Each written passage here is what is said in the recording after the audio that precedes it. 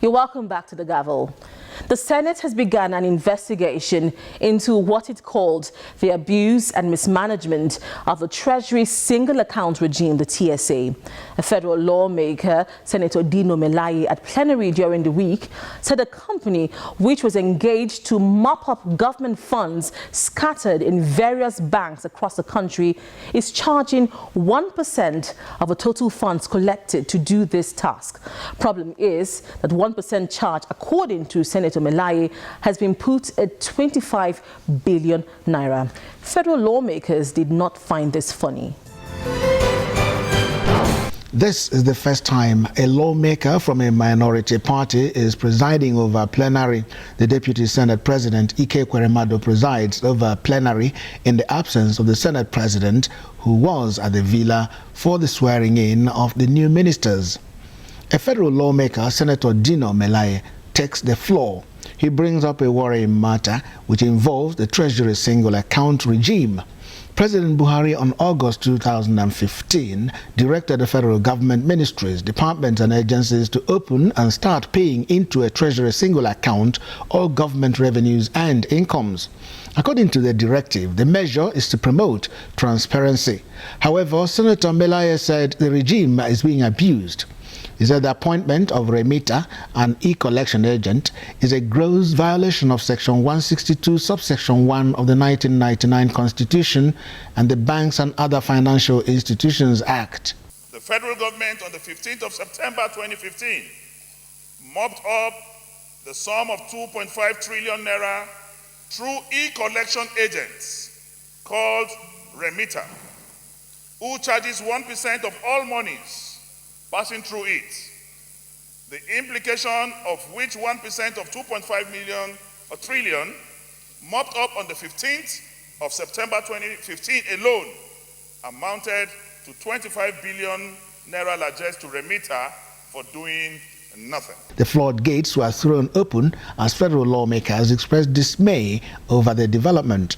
But when I heard that 25 billion was paid or is being paid or purportedly being paid to a company, not a bank, for the services of moving that money to the CBN, I didn't believe it. I didn't believe it, Mr. President, and I took my time to contact the CBN governor. And he said he's not aware of that. 53 billion, if that is what this company called Remitter has made, can feed Nigerian children for the next 2 years. What I am saying, Mr. President, is that this investigation must not be shrouded in any secrecy. Some of the lawmakers urged the Senate to get to the root of the matter. Somebody made this decision. And we cannot run away from asking that question. Who gave this order?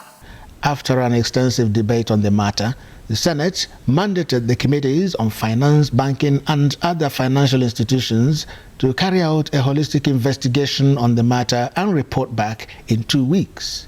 The Senate also urged the Federal Ministry of Finance and Central Bank of Nigeria (CBN) to suspend further remittances to remitter till the outcome of the investigations. Let's take a look at some of the other activities in the House of Representatives during the week. This is the second time in a month that the House of Representatives is focusing on the state of infrastructure at airports in the country. This time, the lower chamber considered the state of a road leading to the Murtala Mohammed International Airport in Lagos. Representatives Eniton Badru, who presented the motion, said the road has become a national embarrassment. The House notes that the 4.2-kilometer Murtala Mohammed International Airport Road, which is the gateway into the mega city of Lagos for international travelers coming into the country, has deteriorated to the extent that it has become an eyesore, a traffic risk, den of hoodlums, who rob travelers flying the road, and a national embarrassment.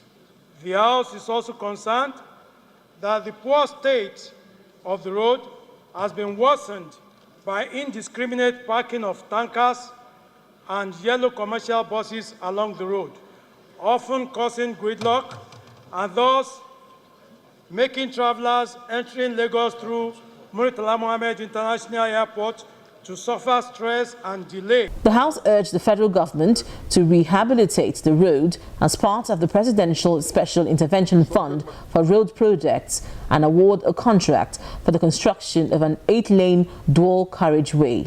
Meanwhile, the House of Representatives is to investigate what has been described as chronic incidences of oil spills in the Niger Delta. The motion outlined a large number of the spills and the attitude of oil companies in the area.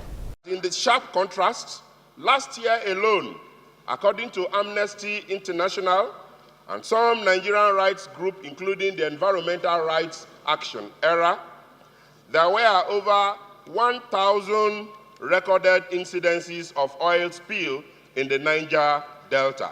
That rather than own up to their culpability and do the needful, as is usual and convenient, the cause of spills is routinely attributed to illegal oil bunkering or sabotage, and the impacted communities left to their fate. Conclusively concerned that if decisive action is not taken to combat the reckless and criminal conduct of the oil industry and firms, structures put in place to have the oil companies comply with international best practices in their operations, the Niger Delta will suffer irreversible environmental catastrophe.